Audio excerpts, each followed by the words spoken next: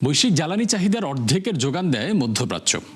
সম্প্রতি উপসাগরীয় অঞ্চলটির বেশ কয়েকটি জ্বালানি স্থাপনায় একের পর এক হামলায় বন্ধ রয়েছে উৎপাদন।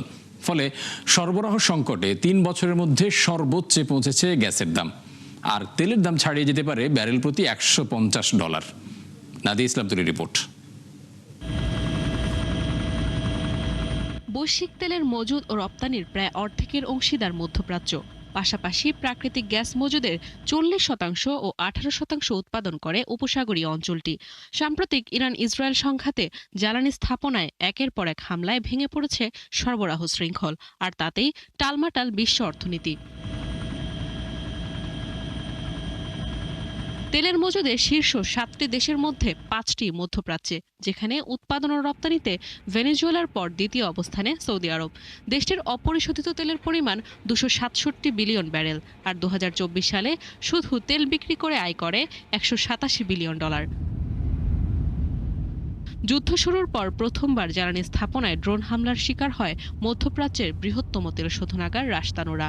রাষ্ট্রায়ত্ত প্রতিষ্ঠান সৌদি আরামকোর অধীনে থাকা শোধনাগারটি বিশ্বব্যাপী তেল উৎপাদনের 12% নিয়ন্ত্রণ করে, যার দৈনিক ক্ষমতা 12 মিলিয়ন ব্যারেলেরও বেশি।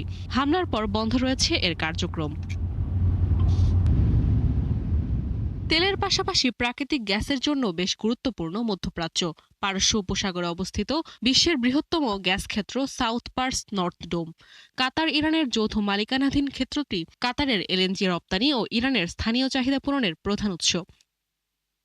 বছরে 81 মিলিয়ন মেট্রিক টন এলএনজি রপ্তানি করা হয়ে থাকে কাতারের রাষ্ট্রীয় মালিকানাধীন পেট্রোলিয়াম কোম্পানি কাতার এনার্জি থেকে। রপ্তানির বেশিরভাগের গন্তব্য চীন, জাপান, দক্ষিণ কোরিয়া, ভারত, পাকিস্তান ও বাংলাদেশ। সম্প্রতি এক হামলায় ক্ষতিগ্রস্ত হয় কাতার এনার্জির রাস লাফানের একটি জ্বালানি স্থাপনা। এতে বন্ধ রয়েছে দেশটির গ্যাস উৎপাদন। ফলে বিশ্বব্যাপী গ্যাসের দাম 3 বছরের মধ্যে সর্বোচ্চে পৌঁছেছে, আর ইউরোপে 50% পর্যন্ত বাড়ে এলএনজির দাম। এছাড়া ইউরিয়া, পলিমার, মিথানল ও অ্যালুমিনিয়ামের উৎপাদনও বন্ধ করে দিয়েছে কাতার এনার্জি। হামলায় ক্ষতিগ্রস্ত কাতারের মেসাইদ শিল্প শহর, সংযুক্ত আরব আমিরাতের ফুজাইরাহ এবং মুসাফাহ তেল টার্মিনাল।